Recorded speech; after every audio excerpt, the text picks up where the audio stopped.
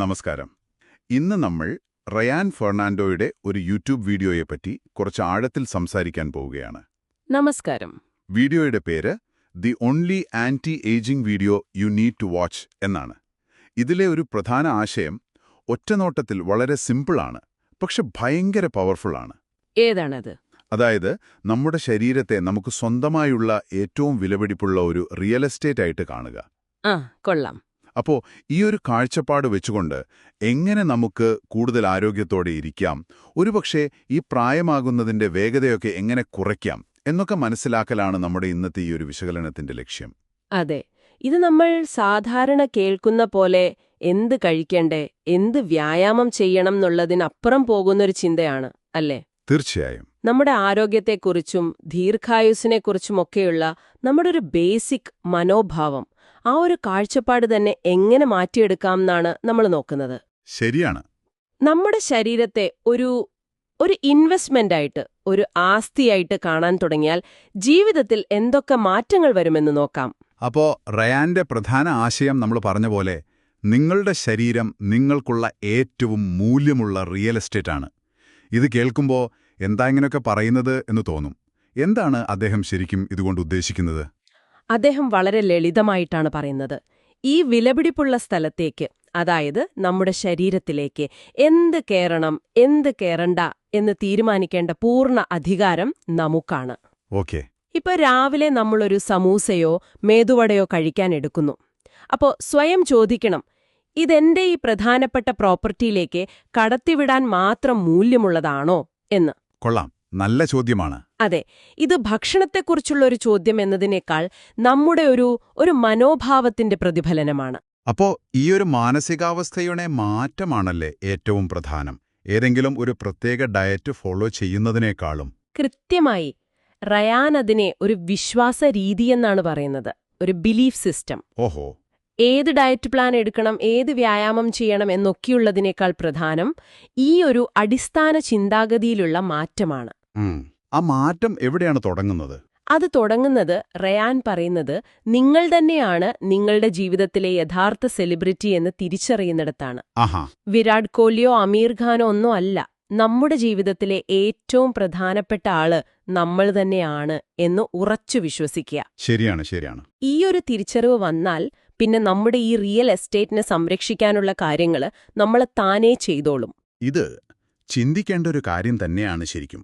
Ryan പറയുന്ന വേറൊരു interesting point നമ്മുടെ ശരിക്കുള്ള പ്രായം, അതായത് ക്രോണോളജിക്കൽ ഏജും പിന്നെ മെറ്റബോളിക് ഏജും തമ്മിലുള്ള വ്യത്യാസമാണ്. അതെ, അദ്ദേഹത്തിന് 50 വയസ്സായി, പക്ഷെ അദ്ദേഹത്തിന്റെ ശരീരത്തിന്റെ ഉപാപചയ പ്രായം, അതായത് മെറ്റബോളിക് ഏജ്, വെറും 35 പറയുന്നു. ഇതിനോടനുബന്ധിച്ച് അദ്ദേഹം പറയുന്നൊരു കാര്യം എന്നെ ശരിക്കുമൊന്ന് ഞെട്ടിച്ചു. പേശികൾ മാത്രമാണ് പ്രായത്തെ പിന്നോട്ട് കൊണ്ടുപോകാൻ കഴിവുള്ള ഒരേ ഒരു അവയവം. ഇതെത്രത്തോളം ശരിയാണ്? ഈ ഒരു വാദത്തിന് കുറച്ചുകൂടി ബലം നൽകാൻ അദ്ദേഹം അമേരിക്കയിൽ നടന്ന ഒരു സ്റ്റഡി പറയുന്നുണ്ട്. ഓക്കെ. 70 വയസ്സുള്ള കുറച്ചാളുകളെ 2 ഗ്രൂപ്പാക്കി. ഒരു കൂട്ടർ ജിമ്മിൽ പോയി റെസിസ്റ്റൻസ് ട്രെയിനിങ് ചെയ്തു, അതായത് ഭാരം ഉപയോഗിച്ചോ ബോഡി വെയ്റ്റ് ഉപയോഗിച്ചോ ഒക്കെ പേശികൾക്ക് സ്ട്രെയിൻ കൊടുക്കുന്ന വ്യായാമങ്ങൾ. മറ്റേ കൂട്ടർ വെറുതെ ബോർഡ് ഗെയിംസ് ഒക്കെ കളിച്ച് സമയം കളഞ്ഞു. വെറും 6 ആഴ്ച കഴിഞ്ഞു. അപ്പോ ജിമ്മിൽ പോയവരുടെ പേശികൾ ടെസ്റ്റ് ചെയ്തപ്പോൾ അവയ്ക്ക് ഏകദേശം 6 വർഷത്തോളം പ്രായം കുറഞ്ഞതായിട്ട് കണ്ടു. അവിശ്വസനീയം! 6 ആഴ്ച കൊണ്ട്? അതെ, 6 ആഴ്ച കൊണ്ട്. ഇത് ശരിക്കും ഒരു വലിയ കണ്ടെത്തലാണ്. കാരണം സാധാരണഗതിയിൽ ഓരോ 10 വർഷം കൂടുമ്പോഴും നമുക്ക് ഏതാണ്ട് 3 മുതൽ 8% വരെ മസിൽ മാസ് നഷ്ടപ്പെടുന്നുണ്ട്.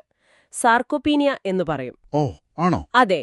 അപ്പോൾ ഈ നഷ്ടം തടയാനും ഒരുപക്ഷെ പേശികളെ റീജനറേറ്റ് ചെയ്യാനും റെസിസ്റ്റൻസ് ട്രെയിനിങ് ഹെൽപ്പ് ചെയ്യും എന്നാണ് ഈ പഠനം സൂചിപ്പിക്കുന്നത്. അപ്പോൾ പേശികൾക്ക് ഇത്രയും പ്രാധാന്യമുണ്ടെങ്കിൽ അതിൽ നമ്മൾ തീർച്ചയായും ശ്രദ്ധിക്കണം. ഒരുപക്ഷെ ഇതുകൊണ്ടായിരിക്കുമോ റിയാൻ സ്വന്തം ആരോഗ്യത്തിനു വേണ്ടി ഇത്രയും വലിയ തുകയൊക്കെ ഇൻവെസ്റ്റ് ചെയ്യുന്നത്? 4 ട്രെയിനർമാർക്ക് വേണ്ടി മാസം 76,000 രൂപയോളം ചിലവാക്കുന്നു എന്നൊക്കെ പറയുന്നു. അതുതന്നെ. ഈ പഠനങ്ങളൊക്കെ പേശികളുടെ പ്രാധാന്യം വ്യക്തമാക്കുന്നുണ്ട്. അപ്പോൾ അതിൽ ഇൻവെസ്റ്റ് ചെയ്യുന്നത് നമ്മുടെ റിയൽ എസ്റ്റേറ്റിന്റെ ഫൗണ്ടേഷൻ സ്ട്രോങ് ആക്കുന്നത് പോലെയാണ്. ശരിയാണ്. റയാൻ പറയുന്നത് കേട്ടില്ലേ? ഒരു ലക്ഷറി കാർ വാങ്ങുന്നതിനേക്കാൾ നല്ല ഇൻവെസ്റ്റ്മെന്റ് സ്വന്തം ശരീരത്തിൽ ചെയ്യുന്നതാണ്. കാറിന്റെ വില കുറഞ്ഞുകൊണ്ടിരിക്കും. പക്ഷേ ശരീരത്തിലെ നിക്ഷേപം നമ്മുടെ ഹെൽത്തും എനർജിയുമൊക്കെ നിലനിർത്താനും കൂട്ടാനും സഹായിക്കും. അത് ശരിയാണ്. പക്ഷേ ഈ 4 ട്രെയിനർമാരൊക്കെ എല്ലാവർക്കും പറ്റുന്ന കാര്യമല്ലല്ലോ. അല്ല, തീർച്ചയായും അല്ല. പക്ഷെ അദ്ദേഹം അതുകൊണ്ട് ഉദ്ദേശിക്കുന്നത് നമ്മുടെ ആരോഗ്യത്തിന് നമ്മൾ പ്രയോറിറ്റി കൊടുക്കണം, അതിൽ ഇൻവെസ്റ്റ് ചെയ്യണം എന്നുള്ളതാണ്. അതൊരുപക്ഷെ നമ്മുടെ ബഡ്ജറ്റിനനുസരിച്ച് നല്ലൊരു ക്വാളിഫൈഡ് ട്രെയിനറുടെ സഹായം തേടുന്നതാവാം. കാരണം തെറ്റായ രീതിയിൽ വ്യായാമം ചെയ്താൽ ഗുണത്തേക്കാളേറെ ദോഷം ചെയ്യും, പ്രത്യേകിച്ച് പ്രായം കൂടുമ്പോൾ. എല്ലാവർക്കും ഒരേ ഉപദേശം കൊടുക്കുന്ന ഒരു രീതിയോട് റയാന് താൽപ്പര്യമില്ല. One size fits all approach ശരിയല്ലെന്ന് പറയുന്നു. പകരം ഓരോ വ്യക്തിയുടെയും വിവരങ്ങൾ ശേഖരിച്ച് മുന്നോട്ടു പോകണമെന്നാണ് പറയുന്നത്. എന്തൊക്കെ വിവരങ്ങളാണ് അദ്ദേഹം ഉദ്ദേശിക്കുന്നത്? അദ്ദേഹം പറയുന്നത് ഡേറ്റ ഡ്രിവൺ അപ്രോച്ചിനെ കുറിച്ചാണ്. നിങ്ങളുടെ ഡയറ്റ് എന്തിനാ വെറുതെ ഊഹിച്ച് കണ്ടുപിടിക്കാൻ നോക്കുന്നത്? ഡേറ്റ ഉപയോഗിച്ച് കറക്റ്റായിട്ട് മനസ്സിലാക്കിക്കൂടെ എന്നാണ് ചോദ്യം. ശരിയാണ്. അപ്പോൾ എന്തൊക്കെ ടെസ്റ്റുകളാണ് അദ്ദേഹം സജസ്റ്റ് ചെയ്യുന്നത്? കുറച്ചു കാര്യങ്ങൾ പറയുന്നുണ്ട്. ഒന്ന്, ഡീറ്റെയിൽഡ് ബ്ലഡ് ടെസ്റ്റ്. സാധാരണ നോക്കുന്നതിനപ്പുറം വൈറ്റമിൻസ്, മിനറൽസ്, ഒമേഗ-3, കൊളസ്ട്രോൾ, പിന്നെ ഹോമോസിസ്റ്റീൻ പോലുള്ള ഇൻഫ്ലമേഷൻ മാർക്കേഴ്സ് ഒക്കെ നോക്കാം. ഓക്കെ. 2, genetic testing. ഉദാഹരണത്തിന് നമുക്ക് ഗ്ലൂട്ടൻ ദഹിക്കുമോ ഇല്ലയോ എന്നൊക്കെ അറിയാൻ ഇത് ഹെൽപ്പ് ചെയ്യും. മൂന്നാമത്തേതോ? Microbiome testing. നമ്മുടെ വയറ്റിലുള്ള നല്ലതും ചീത്തയുമായ ബാക്ടീരിയകളുടെ ഒരു കണക്കെടുപ്പ്. ഇത് നമ്മുടെ ദഹനത്തെയും ഇമ്മ്യൂണിറ്റിയെയും മൂഡിനെയുമൊക്കെ ബാധിക്കും.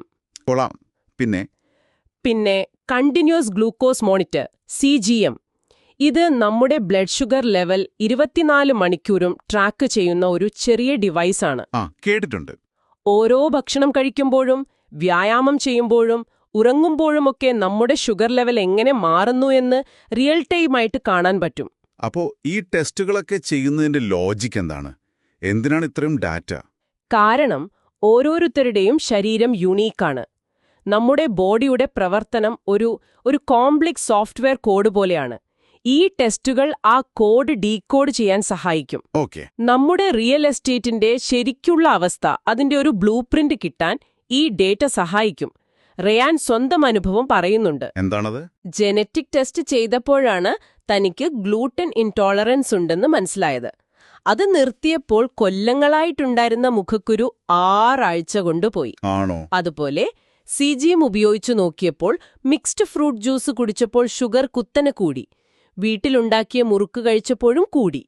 പക്ഷെ ഭക്ഷണം കഴിഞ്ഞൊരു 10 മിനിറ്റ് നടന്നാൽ ആ ഷുഗർ സ്പൈക്ക് ഒഴിവാക്കാൻ പറ്റുമെന്നും കണ്ടു.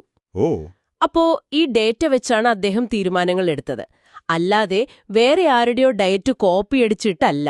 ഡേറ്റ ഈസ് കിങ് എന്ന് അദ്ദേഹം പറയുന്നത് ഇതുകൊണ്ടാണ്. തലച്ചോറിന്റെ ആരോഗ്യത്തിന് ഒമേഗ-3യുടെ പ്രാധാന്യത്തെക്കുറിച്ചും അദ്ദേഹം പറയുന്നുണ്ടല്ലോ. തീർച്ചയായും. നമ്മുടെ ബ്രെയിനിന്റെ ഒരു വലിയ ശതമാനം, ഏതാണ്ട് പകുതിയോളം ഫാറ്റാണ്. അതിൽ തന്നെ ഒരു 60% ഒമേഗ-3 ഫാറ്റി ആസിഡുകളാണ്. ഓക്കെ. അപ്പോൾ ബ്രെയിനിന്റെ ശരിയായ പ്രവർത്തനത്തിനും ഓർമ്മയ്ക്കും കോൺസെൻട്രേഷനും ഒക്കെ ഇത് വളരെ അത്യാവശ്യമാണ്. നമ്മൾ ഒരുപാട് പ്രോസസ്ഡ് ഫുഡ് കഴിക്കുമ്പോൾ ഈ ഒരു ബാലൻസ് തെറ്റാം. അപ്പോൾ ഒമേഗ-3 കിട്ടാൻ എന്ത് ചെയ്യണം? നല്ല കൊഴുപ്പുള്ള മത്സ്യങ്ങൾ, ചാള, മത്തി പോലുള്ളവ, പിന്നെ ചിയ സീഡ്സ്, ഫ്ലാക്സ് സീഡ്സ്, ഇവയൊക്കെ ഭക്ഷണത്തിൽ ഉൾപ്പെടുത്തുന്നത് നല്ലതാണ്. ബ്ലഡ് ടെസ്റ്റ് ചെയ്ത് അളവ് കുറവാണെങ്കിൽ ഡോക്ടറുടെ ഉപദേശത്തോടെ സപ്ലിമെന്റും എടുക്കാം. ഇനി നമുക്ക് ഈ പോഷകാഹാരം, ലൈഫ് സ്റ്റൈൽ, ഇതിനെക്കുറിച്ച് റയാൻ പറയുന്ന മറ്റു ചില കാര്യങ്ങളിലേക്ക് വരാം. ന്യൂട്രിയൻ ഡെറ്റ് എന്നൊരു വാക്ക് അദ്ദേഹം ഉപയോഗിക്കുന്നുണ്ട്. എന്താണത്? അത് നമ്മൾ ഇന്ന് കഴിക്കുന്ന ഭക്ഷണത്തിൽ പണ്ടത്തെ തലമുറ കഴിച്ചിരുന്ന അത്രയും പോഷകങ്ങളില്ല എന്നതാണ് അതുകൊണ്ട് ഉദ്ദേശിക്കുന്നത്. അതെന്താ അങ്ങനെ? മണ്ണിന്റെ ക്വാളിറ്റി കുറഞ്ഞത്, പിന്നെ കൃഷിരീതികൾ മാറിയത് ഒക്കെ കാരണമാണ്. ഇതിനൊരു പരിഹാരം പോലെ അദ്ദേഹം പറയുന്നത്, നമ്മൾ സാധാരണ ഉപയോഗിക്കുന്ന അരി, പയറുവർഗ്ഗങ്ങൾ, ഇതൊക്കെ ഓർഗാനിക് ആയിട്ടുള്ളത് വാങ്ങാൻ ശ്രമിക്കുക എന്നാണ്. അത് കീടനാശിനികളുടെ പ്രശ്നം ഒഴിവാക്കാനാണോ? അതെ, കീടനാശിനികൾ കുറയ്ക്കാനും നമ്മുടെ ഉള്ളിലുള്ള അവയവങ്ങൾക്ക്, പ്രത്യേകിച്ച് ലിവറിനും കിഡ്നിക്കുമൊക്കെയുള്ള ലോഡ് കുറയ്ക്കാനും അത് സഹായിക്കും. ചില ഭക്ഷണങ്ങളുടെ ഗുണങ്ങളെക്കുറിച്ചും അദ്ദേഹം പറയുന്നുണ്ടല്ലോ. നെല്ലിക്ക, ബീൻസ്, ബദാമൊക്കെ ഉണ്ട്. നെല്ലിക്ക കൊളസ്ട്രോൾ കുറയ്ക്കാൻ നല്ലതാണെന്ന് പറയുന്നു. ബീൻസും ബദാമുമൊക്കെ നല്ല ഹെൽത്തി സ്നാക്സാണ്. പക്ഷേ അതേസമയം ജ്യൂസുകളെക്കുറിച്ചും പഞ്ചസാരയിട്ട പാൽച്ചായ, കാപ്പി എന്നിവയെക്കുറിച്ചും ഒരു മുന്നറിയിപ്പും തരുന്നുണ്ട്. അതെന്താണ്? കൂടുതലാണ്.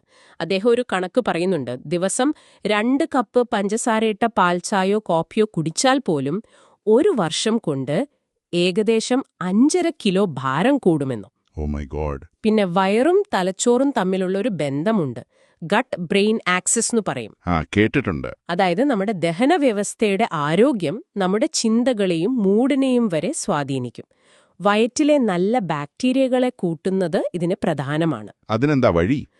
തുടർച്ചയായി ഒരു 21 ദിവസം നല്ല ഭക്ഷണം, അതായത് പച്ചക്കറികള്, പഴങ്ങൾ, പുളിപ്പിച്ച ഭക്ഷണങ്ങളൊക്കെ കഴിച്ചാൽ ഈ നല്ല ബാക്ടീരിയകളുടെ എണ്ണം കൂടുമെന്നും അത് മൊത്തത്തിലുള്ള ആരോഗ്യത്തിന് നല്ലതാണെന്നും അദ്ദേഹം പറയുന്നു. വ്യായാമത്തിന്റെ കാര്യത്തില് നടപ്പിന് നല്ല പ്രാധാന്യം കൊടുക്കുന്നുണ്ട്, പ്രത്യേകിച്ച് ഫാറ്റ് കുറയ്ക്കാൻ.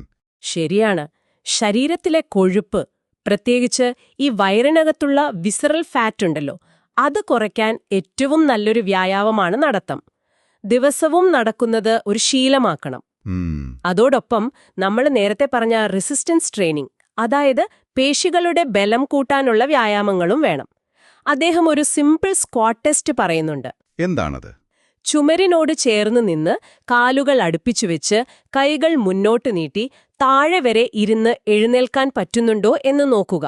ബാലൻസ് പോകാതെ ചെയ്യാൻ പറ്റിയില്ലെങ്കിൽ അത് മസിൽ വീക്ക്നെസ്സും ഫ്ലെക്സിബിലിറ്റി കുറവുമാണെന്ന് കാണിക്കുന്നു. അപ്പോൾ ഈ ശാരീരികമായ അച്ചടക്കത്തിന് മാനസികമായ ഗുണങ്ങളുമുണ്ടെന്ന് അദ്ദേഹം പറയുന്നുണ്ടല്ലോ. തീർച്ചയായും. അദ്ദേഹം കൺസൾട്ട് ചെയ്യുന്ന പല കോടീശ്വരന്മാരും ഭക്ഷണത്തിലും വ്യായാമത്തിലും ഭയങ്കര ഡിസിപ്ലിൻഡ് ആണെന്ന് പറയുന്നു. ഓക്കെ. ജിമ്മിലൊരു ടഫ് വർക്കൗട്ട് ചെയ്യുമ്പോഴോ യോഗയിലൊരു പോസിൽ സ്റ്റഡിയായി നിൽക്കുമ്പോഴോ കിട്ടുന്ന ആ ഒരു മെന്റൽ കൺട്രോളും കോൺഫിഡൻസും ജീവിതത്തിലെ മറ്റു പ്രശ്നങ്ങളെ നേരിടാൻ ഹെൽപ്പ് ചെയ്യും. ശരിയാണ്. ഇതെനിക്ക് പറ്റിയെങ്കിൽ എന്റെ ബിസിനസ്സിലെ ആ പ്രശ്നവും എനിക്ക് ഹാൻഡിൽ ചെയ്യാൻ പറ്റും എന്നൊരു തോന്നല് വരും. അതുപോലെ യോഗ, മെഡിറ്റേഷൻ ഒക്കെ നമ്മുടെ വാഗസ് നെർവിനെ ഒന്ന് കാം ചെയ്യാൻ സഹായിക്കും. അത് സ്ട്രെസ് കുറയ്ക്കും. ഈ ആരോഗ്യവും ദീർഘായുസ്സുമൊക്കെ സാമ്പത്തിക വിജയവുമായി റയൻ കണക്ട് ചെയ്യുന്നത് ഇൻട്രസ്റ്റിംഗ് ആണ്. കൂടുതൽ കാലം ഹെൽത്തിയായി ഇരുന്നാൽ കൂടുതൽ കാലം ജോലി ചെയ്യാനും പണമുണ്ടാക്കാനും പറ്റുമെന്നാണോ? അതെ, അതൊരു പ്രധാനപ്പെട്ട പോയിന്റാണ്. അദ്ദേഹം സ്വന്തം കാര്യം പറയുന്നുണ്ട്. 60 വയസ്സിൽ റിട്ടയർ ചെയ്യുന്നതിന് പകരം 99 വയസ്സ് വരെ ഹെൽത്തിയായി ജോലി ചെയ്യാനാണ് പ്ലാൻ എന്ന്. 99 വരെ? അതെ. അദ്ദേഹം ഒരു കണക്കുകൂട്ടലും പറയുന്നുണ്ട്. നിങ്ങളുടെ വാർഷിക വരുമാനം 1 കോടിയാണെന്ന് വെക്കുക. നിങ്ങളുടെ മെറ്റബോളിക് ഏജ് ശരിക്കുള്ളതിനേക്കാൾ 15 വയസ്സ് കുറവാണെന്നും വെക്കുക. ഓക്കേ. അതിനർത്ഥം നിങ്ങൾക്കൊരു പക്ഷേ 15 വർഷം കൂടി അതേ എനർജിയോടെ വർക്ക് ചെയ്യാൻ പറ്റിയേക്കാം. അത് ഏകദേശം 15 കോടിയുടെ അധിക വരുമാന സാധ്യതയാണ്. വാവ്, അത് വലിയൊരു കണക്കാണ്. അപ്പോ ആരോഗ്യത്തിൽ നമ്മൾ ചെയ്യുന്ന ഇൻവെസ്റ്റ്മെന്റ് ഒരു ചെലവല്ല, ഭാവിയിലേക്കുള്ള വരുമാനത്തിനുള്ള ഒരു വലിയ നിക്ഷേപം കൂടിയാണ്. നമ്മുടെ റിയൽ എസ്റ്റേറ്റിന്റെ വാല്യൂ കൂട്ടുന്നത് പോലെ.